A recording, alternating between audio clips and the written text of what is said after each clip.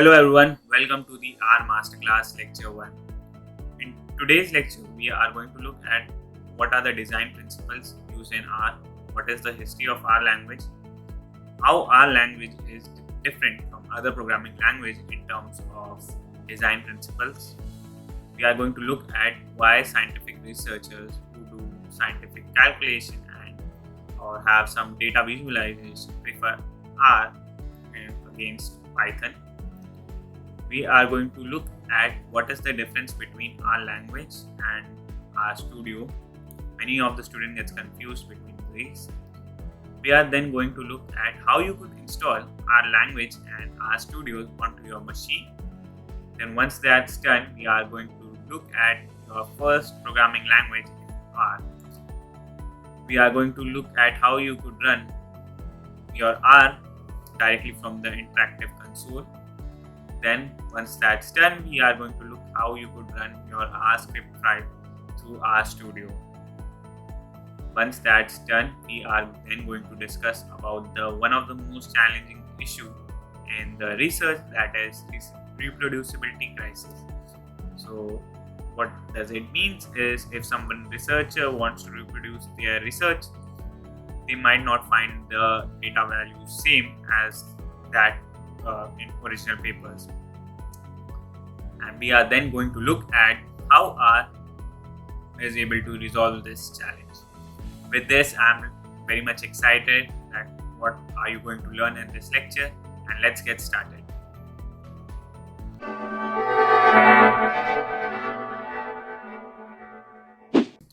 So now let's look at the introduction to R. So R is highly optimized for statistical data. So what do I mean by statistical data? So if your model or data is in the form of AX1 plus BX2 or so on, then R is the way to go to train your model. R is also much more preferable for data visualization. Why? Because R has a library known as ggplot2, which makes your data visualization much more interactive. Now, so here we could look at that R is specially designed for data analysis and visualization. Next, why R is much preferred, because it's a language which is mostly complete. So you don't find any fundamental data types missing in R, any operation that is missing in R. It's whole balanced. It's very simple. It's not like Rust, so where you have a steep learning curve. It's easy. You could learn it very much easily, and you could master it very easily.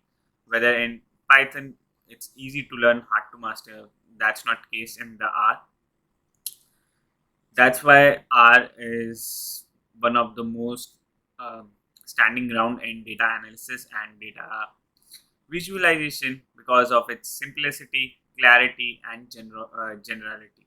So here you could see that R's success was basically because of simplicity, clarity, and generality.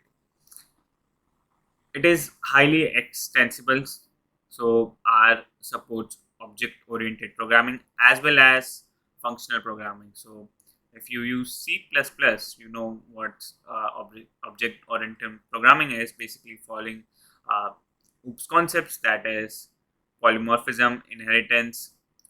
Then we have reusability, wherein functional programming approach is that you consider function as a first level priority approach, in which you could pass function as a value. You could store the variable in functions. That's how functional programming approaches work.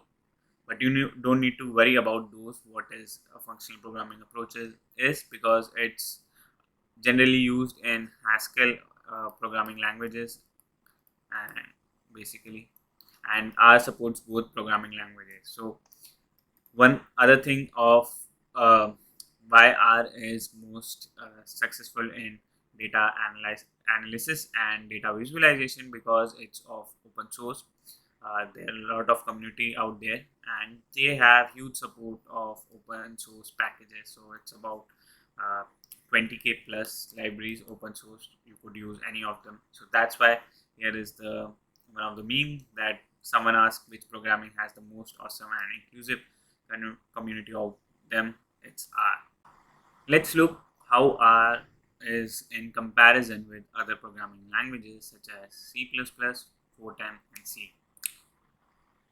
So the main reason why R stands out from other programming languages is because of its single implementation. So what do I mean by single implementation and what do I mean by multiple implementation? So basically what single implementation means is if you have used programming language such as C++, you might come across that to compile the programming language you need compiler. Yes, we need a compiler to compile language. So what does it do? What does it have to do with multiple implementation? So here it comes. So to compile your program, we need a compiler, and basically for C++, the famous ones are GNU. This is open source program, a compiler for your. You might have seen this. To compile your program, you might be using GNU. Or if you are in Microsoft Windows Studio, you might VS Studio already provides C++ compiler to compile your code. So here we have two compiler, and the implementation of these codes are separate. So basically they are optimized basically for their own purposes, these both compilers. So that's one of the reason that if the reproducibility crisis happen in research, because you might not get the same value. Similarly, this is for C, Pascal, Fortran in previous year, and which leads to leading in different values in researchable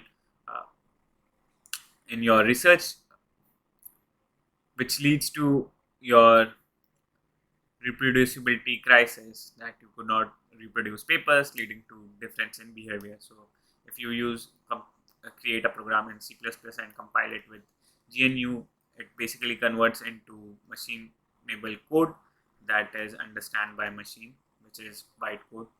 And similarly, this Visual Studio will also convert, but the implementation is separate. This bytecode might be similar to the or if you compile it with Visual Studio C++, might be that some GNU code would be faster, or might be Visual Studio code would be faster. However, this is not the case for the R. It has single implementation, which ensures that your code is consistent across all machines. So that's why R is very popular among researchers, scientists, and you could easily reproduce your you could easily reproduce others' papers. Now you might be saying that, okay, what about Python? So Python stands here worse here, and you might be saying why I'm saying that, because in Python you have to handle a lot of things. If you think you created a program, let's say you created a program and you installed a lot of libraries into it. So one of the case you might do is you might create a requirement txt file, but that might not be the case because you might forgot some packages, and that could lead to the failure. And one of the other thing is some packages have dependency issues, like you have installed latest package, and whatever, suppose you the other student who's working on your code might having Python version separate, and then this caused a consistent issue, which is worse. So if you want to have doing research in doing research papers, or you doing any statistical model, R is highly optimized, and you could easily reproduce scientific papers if the code is written in R. You have consistency across all the devices. Now let's look at the historical context of R. So basically, R language was developed by Bell Labs, And you might be wondering, I have heard thing about Bell Labs. So Bell Lab have also developed C language. So Bell Lab was Dennis Ritchie was the founder of C language. He founded this in Bell Labs. Particularly, R was also originated from uh, Bell Labs. Basically, it was a partial implementation of the S language. Basically, the context of S language was to be more of a GUI thing. So user could have graphical user interface where they could uh, don't have to write too much code. Basically, it would be a graphical user interface to code out the whole thing. And R was a partial implementation for that, and S was converted into S plus, which was a commercial program and was a closed source program. And R become open source program. It have 20k open package library. It have a lot of community out there. So if you have a problem, there are a lot of problem in Stack Overflow. They have whole community out there to help you out. And R has overtaken the S plus priority. Like now, let's look at some unique features that R provide. First, R is highly optimized for statistical analysis, and in the lecture one, you remember that R was 7 times faster than Python and 4 times faster than Julia, and it is creates some nice visualization plot which is interactive. So it's highly optimized for statistical analysis and data visualization. Next, what is the next the feature that stands out in R is that you could add functionality in R such that you could call functions in other languages such as your favorite one in Python or Java or in C++. So it's now have been much more interoperable. Now you could call functions in C, C++, and Photon. So it's make it stand out. Next, what the reason why R have one of the unique feature is that the reason that R stand out from other programming languages, it's because it contains 20,000 plus packages, and it have a CRAN, which basically handles all those, which is a comprehensive R archive network, similarly like Node Package Manager and pip for Python. Now to install R, you need to type R install, and here you could see the first website is the comprehensive R archive network, which creates the binaries for the R language. So I'm using R 64 bit machine. So I have already been redirected to Windows binary, which provides me the installer to install into it. So once you need to click it, I have already installed it, but so let's wait for this to complete. Once the R have been installed, you need to double click on 2, and it's just you need to follow OK and next steps. I have already installed R, so I won't be going through whole again, but you just need to click next, and R will be installed. So once it's installed, you need to search R, and here you could see the R console. So I have R version 4.4.1, and you can see here R is a free software. It doesn't come with any absolute warranty. You could type license for distribution detail. So if you need to get some distribution detail about license, you could type license. It shouldn't have any typo. And type here, it's your license. It's have a GNU library, which is you could use under this. And yeah, now after that you have installed. Now let's look at your first hello world in our console. Now I'm very much excited that for your first program in R language. So the first thing in any language everyone type is hello world that they print. Now let's look how we could print this. So to print any statement, basically you just need to type print. Let me click here, clear the console. And if you are thinking how did I clear the console, the shortcut key is Control L. I repeat, so it would be something about Command L in Apple, but it's Control L in Windows and Linux system. So once you have installed R console, you need to type print, double quotes, hello world. Let's close the quote, close the bracket, and I type enter. And here you could see this is your hello world first console interaction. Now let's try to print any other thing. So let's try to do hello your name, hello Abhijit. So one of the tasks in this course would be to print 3 statements of any type.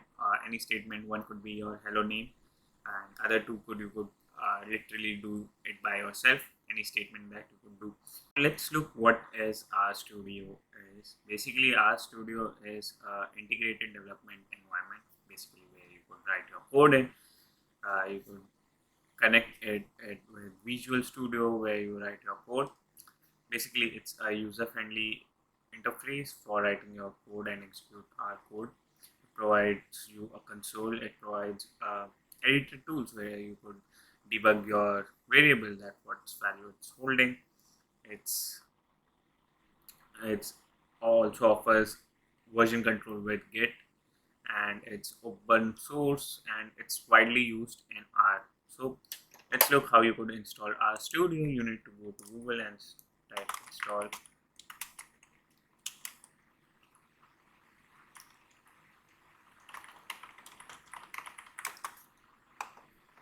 You need to type RStudio desktop or RStudio install. You will get the first link that is based by post it, and basically they have developed this RStudio IDE and it's widely used. You need to click on download RStudio desktop for Windows, and basically we have already installed R, so you need to basically download the RStudio binary there. So it's about 262 MB. I have already downloaded it, and once it's downloaded, you could go into RStudio, which is you have to provide the next step. It's going to take 1.1 gig, so I already have space available for it. So next, and it takes some time to install. So I have already installed it. It's going to remove all the previous styles that were there and reinstall it. So now let's wait until it gets installed.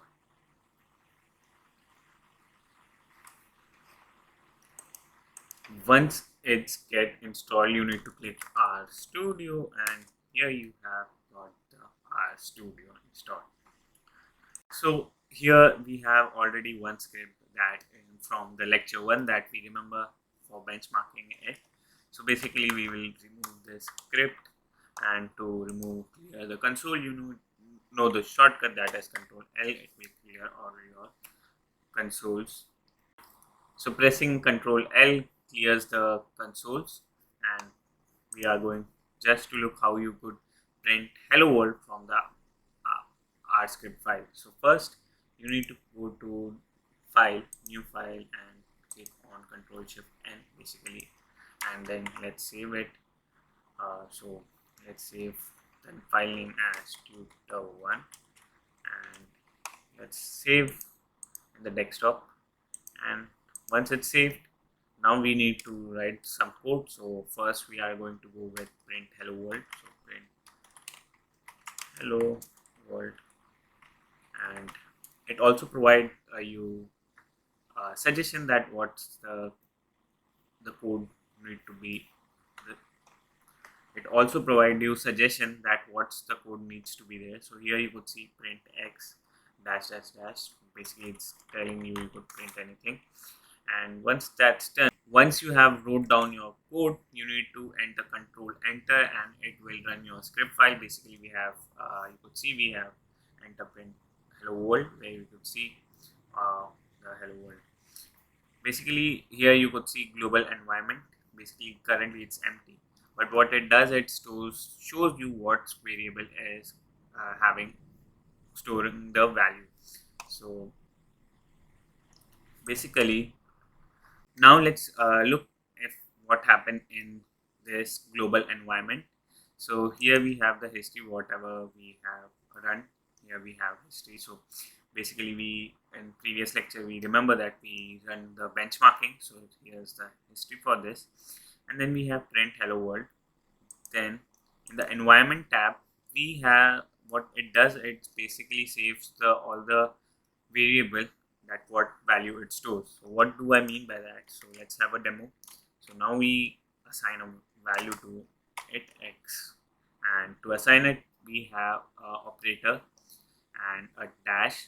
Basically it's very odd operator you might see, and just now let's assign an integer value to it, and let's press control enter, and you could see here in the global environment flag that x have saved 10 value.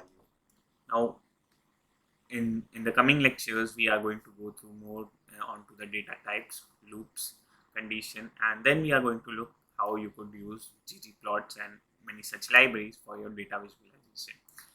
By this I hope you are very much excited, and by the end of this lecture I have two assignments for you to make a basic assignment operation, like assign two operation to x and y, and print hello world in the R console and through R script file. With this, I will see you on to the next lecture. Thank you everyone.